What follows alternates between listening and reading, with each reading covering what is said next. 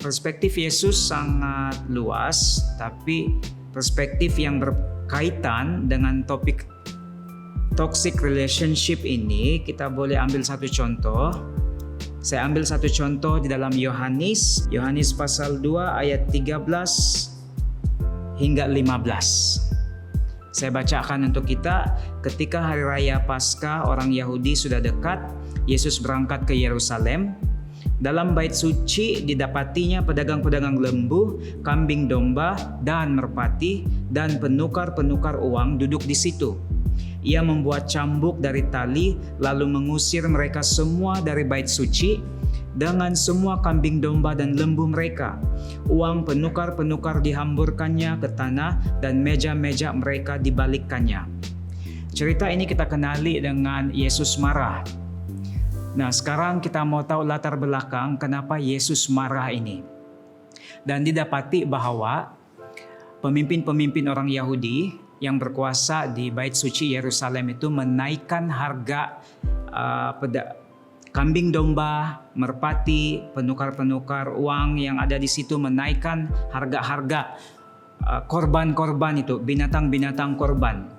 Jadi itu adalah memanipulasi rakyat. Dan itu merupakan suatu bentuk hubungan toksik karena mereka menggunakan nama Tuhan, nama penyembahan, nama hukum Taurat, mentaati hukum, tapi sebenarnya ingin mendapatkan keuntungan.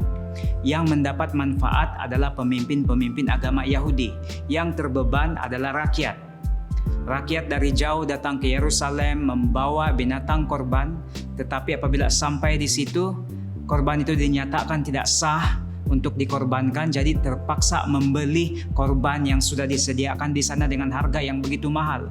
Itulah sebabnya Yesus marah dengan tindakan pemimpin-pemimpin Yahudi karena memanipulasi dan menipu rakyat. Itu suatu bentuk kontrol yang menggunakan alasan atas nama Tuhan, cinta kepada Tuhan, penyembahan kepada Tuhan, tapi sebenarnya manfaat kepada diri sendiri. Jadi ini satu contoh toksik di dalam Alkitab, yaitu dalam Yohanes 2 ayat 13 hingga 15. Harap perspektif ini dapat membantu kita mengenali ciri-ciri toksik yang terdapat di dalam Alkitab, bukan saja dalam bentuk pacaran ataupun hubungan kita dengan kawan, teman sekerja dan keluarga, tapi ini juga berkaitan dengan hubungan pemimpin dan pengikut, khususnya di dalam Yohanes 2 ayat 13 hingga 15 ini.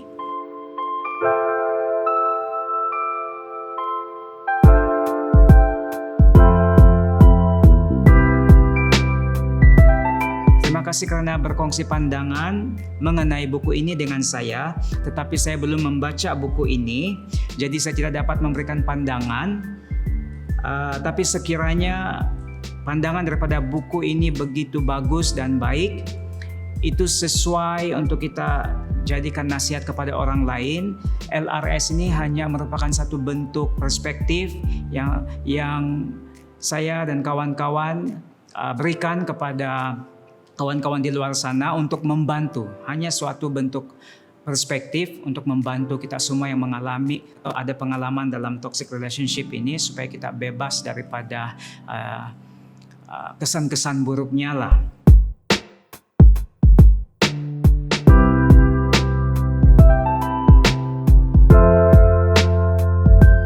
Yang berperanan penting untuk membendung masalah toxic relationship, bagi saya berperanan penting itu saya takrifkan sebagai yang memulakan inisiatif lah. Memang yang memulakan inisiatif itu adalah para pemimpin, karena itu akan menjadi wadah kepada para jemaah mendapat jalan penyelesaian, mendapat buah pikiran, mendapat jawaban untuk bebas daripada keadaan mereka, khususnya keadaan toxic relationship. Tetapi kalau dari segi pertumbuhan rohani atau meresponi jawaban-jawaban yang sudah diberikan, jemaah juga mempunyai peranan penting. Jadi hubungan dua hala di sini tidak boleh diabaikan. Pemimpin memulakan inisiatif dan jemaah yang mendengar jawaban daripada para pemimpin juga meresponi untuk pertumbuhan rohani dan seterusnya menyelesaikan atau membuat keputusan bebas daripada toxic relationship.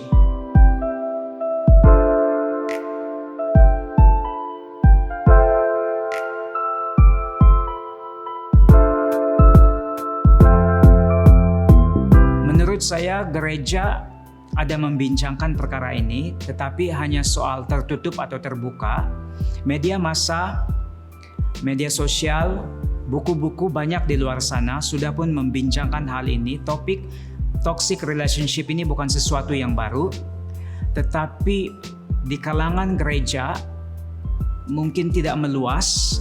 Itulah sebabnya kami memilih di gereja SIB Kota Kinabalu Likas, khususnya SIB KK Youth, untuk membincangkan perkara ini, toxic relationship, supaya ini sedikit sebanyak memberikan keterbukaan kepada topik ini dan juga membantu kawan-kawan di luar sana. Dan ini akan menjadi wadah yang baik untuk orang-orang muda dapat melihat pengertian ataupun jawaban yang membantu setiap keadaan kita. Input harafiah, pengalaman semata-mata, ya kita perlu berdasarkan firman Tuhan, tetapi tidak juga mengabaikan pengalaman, tidak juga mengabaikan input harafiah, tapi diseimbangkan dengan pengetahuan firman Tuhan. Kami berusaha untuk memberikan dasar firman Tuhan dan selebihnya dikukuhkan oleh pengalaman dan input harafiah.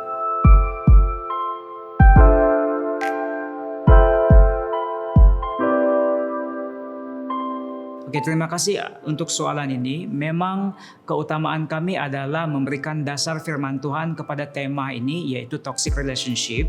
Tetapi LRS ini ada untuk membuka ruang kepada semua orang-orang muda dan yang mengalami masalah toxic relationship ini, supaya pergumulan atau persoalan yang sering kali bermain di minda itu dapat disalurkan. Dan kami sebagai speaker dapat memberikan dasar firman Tuhan dan jawaban-jawaban yang bernas, mungkin sesuai untuk membantu kawan-kawan di luar sana. Sejauh mana Alkitab didalami adalah baik mungkin untuk saya memberikan contoh kepada kita semua.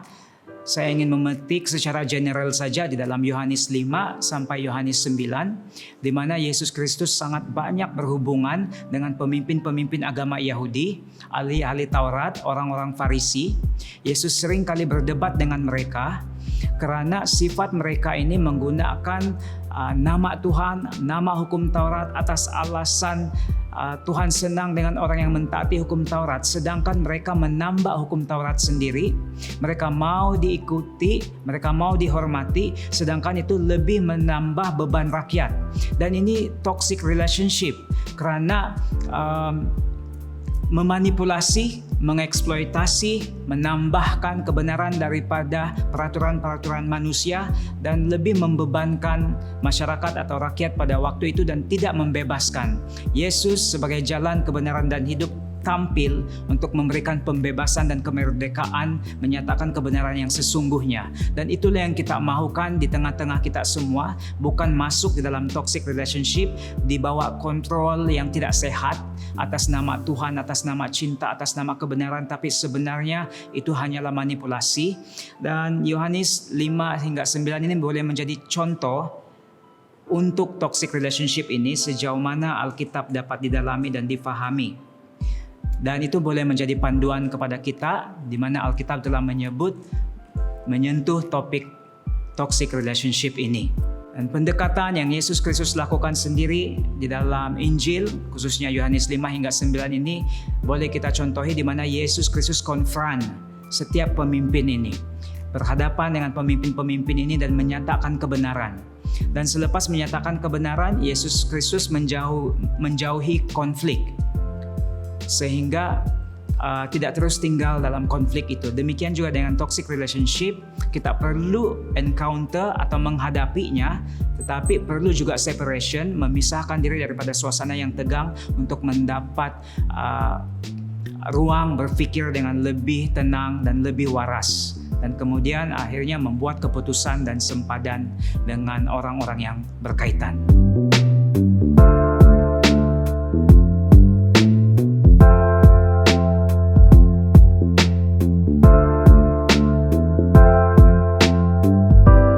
Soalan soalan ini agak menarik.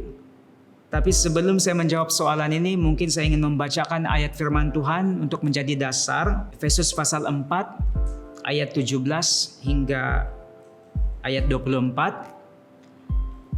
Sebab itu kukatakan dan kutegaskan ini kepadamu di dalam Tuhan, jangan hidup lagi sama seperti orang-orang yang tidak mengenal Allah dengan pikirannya yang sia-sia dan pengertiannya yang gelap, jauh dari hidup persekutuan dengan Allah, karena kebodohan yang ada di dalam mereka dan karena kedegilan hati mereka. Perasaan mereka telah tumpul sehingga mereka menyerahkan diri kepada hawa nafsu dan mengerjakan dengan serakah segala macam kecemaran. Tetapi kamu bukan demikian. Kamu telah belajar mengenal Kristus dan kamu yang dirujuk di sini adalah orang-orang percaya. Sekiranya orang yang kawin dengan pokok, binatang, robot, patung, itu adalah orang Kristen sendiri, saya jamin pasti mereka tidak merasa selesa. Karena sudah lahir baru, ada roh dan hati yang baru, pasti mereka tidak merasa damai sejahtera. Tetapi itu wujud dan ada di dalam dunia kita sekarang. Dan itu berleluasa. Dan saya melihat itu adalah kehidupan orang-orang yang tidak percaya, unbelievers. Dan itu ada di mana-mana. Tetapi kalau Anda Kristen dan pernah berpikir seperti itu bukan berasal daripada Allah, itu bukan Anda, tetapi itu adalah pengaruh-pengaruh luar. Sama ada daripada dunia ataupun daripada kuasa dosa yang membangkitkan keinginan daging. Pasti kita tidak merasa selesa dan itu bukan ciri atau nature kita sebagai orang Kristen. Nah, ini mungkin boleh dilakukan oleh orang kurang percaya, tetapi kita sebagai orang Kristen tidak. Ayat 20 dalam ayat tadi mengatakan, kamu bukan demikian, kamu telah belajar mengenal Kristus. Bagaimana cara mengatasinya? Ayat 21, karena kamu telah mendengar tentang Dia dan menerima pengajaran di dalam Dia Kristus menurut kebenaran yang nyata dalam Yesus. Yaitu bahwa kamu berhubung dengan kehidupan kamu yang dahulu harus menanggalkan manusia lama, karena itu adalah manusia lama menemui kebinasaannya oleh nafsunya yang menyesatkan. Identiti kita tidak seperti itu. Dan kalau kita tidak merasa selesa, ikutilah suara Tuhan dan ketidakselesaan hati kita untuk berubah, bertukar pikiran, mengalami transformasi pikiran dan bertindak sesuai dengan pengajaran dalam Kristus yang telah kita terima.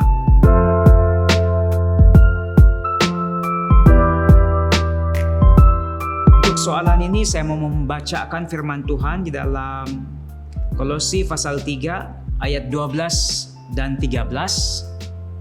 Karena itu sebagai orang-orang pilihan Allah yang dikuduskan dan dikasihinya, kenakanlah belas kasihan, kemurahan, kerendahan hati, kelemah lembutan, dan kesabaran. Ayat ini mengatakan, karena itu sebagai orang-orang pilihan Allah yang dikuduskan dan dikasihinya, disentuh tentang identiti diri kita terlebih dahulu. Kemudian baru wujud behavior atau sikap-sikap seperti belas kasihan, kemurahan, kerendahan hati, kelemah lembutan, dan kesabaran. Selalu sikap yang baik, behavior yang baik itu timbul daripada pengenalan identiti diri. Jadi kalau susah move on karena telah terlanjur, jangan lekatkan identiti kita terhadap apa yang telah kita lakukan.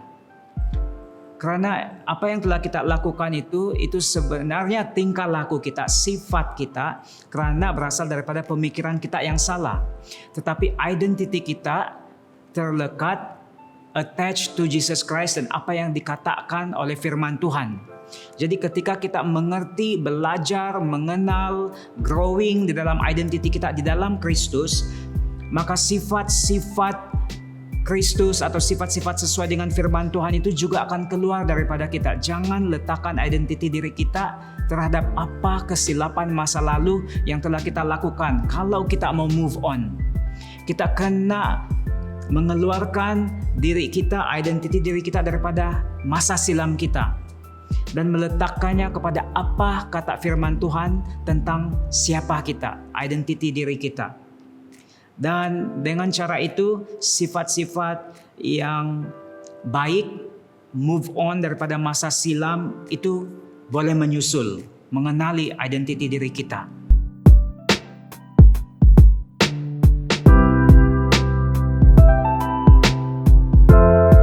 Rasa terhutang budi kepada pasangan dan merasa terikat. Terhutang budi di situ sudah disalahartikan, karena kalau dalam hubungan antara kita dengan orang lain itu akan menjadi toksik ketika terhutang budi itu atau jasanya itu memerangkap kita atau menyebabkan kita masuk di dalam kotak. Terhutang budi di sini sepatutnya menambah nilai kita dan bukan mengawal kita. Jasa yang kita terima, kalau itu hubungan sehat, itu sepatutnya menambah nilai kehidupan kita, bukan mengikat kita, bukan mengawal kita. Karena kalau itu mengawal atau mengontrol kita, itu sudah menjadi satu bentuk ciri toxic relationship. Jadi itu tidak sehat untuk kita, karena nilai kita tidak ditambah. Maka pembaharuan pikiran kita mengenai jasa atau terhutang budi dengan seseorang, itu pasangan, kawan, boleh jadi pemimpin dan sebagainya. Rasa terhutang budi itu tidak sehat. Itu tidak menambah nilai kita. Kita perlu menetapkan sempadan dengan orang tersebut kalau melalui jasa beliau atau jasa sesiapapun sedang memerangkap kita dan tidak menambah nilai kehidupan kita, dan kita merasa terikat dengan dia setiap kali. Apalagi kalau dia sentiasa mengingatkan Anda tentang apa yang dilakukannya terhadap Anda, itu satu bentuk ikatan atau kawalan. Jadi sesuai dengan living room session mengenai toxic relationship yang kita telah dengar sebelum ini, jawaban saya sama, tetapkan sempadan. Anda perlu buat keputusan berterus terang kepada orang itu bahwa kontrol melalui jasa, atas nama terhutang budi itu perlu dilepaskan. Anda perlu berterus terang menetapkan sempadan. Ya, memang betul Anda telah menolong atau Anda telah terhutang budi dengan orang tersebut, tetapi Anda juga berterus terang bahwa ini tidak menghalang saya untuk terus mengembangkan potensi diri saya atau menambah nilai diri saya. Saya tidak perlu tunduk segala sesuatu yang Anda atau orang itu katakan kepada diri Anda sendiri. Anda lepaskan diri, tetapkan terma, tetapkan sempadan, dan buatlah keputusan. Sekiranya hubungan tidak baik, teruskan sempadan. Sama ada orang itu keluar dari hidup Anda, tidak mempunyai hubungan yang baik dengan Anda, terserah. Anda tidak mengusirnya, tapi Anda hanya menetapkan sempadan dan menetapkan pendirian demi untuk menambah nilai diri Anda, bertumbuh, berkembang, mencapai potensi diri, dan tidak masuk dalam kotak terhutang budi atau jasa itu. Baiklah, terima kasih kerana soalan dan respon-respon Anda yang begitu hangat. Di sini saya ingin menjemput terus kepada kawan-kawan yang telah menyaksikan living room session. Selepas ini kita akan ada living room session dengan tajuk yang baru, yaitu self-esteem and body image. Dan jangan lupa bertemu dengan kami semua pada pukul 1:30 tengah hari pada tarikh 21 Jun. Jumpa Anda di sana.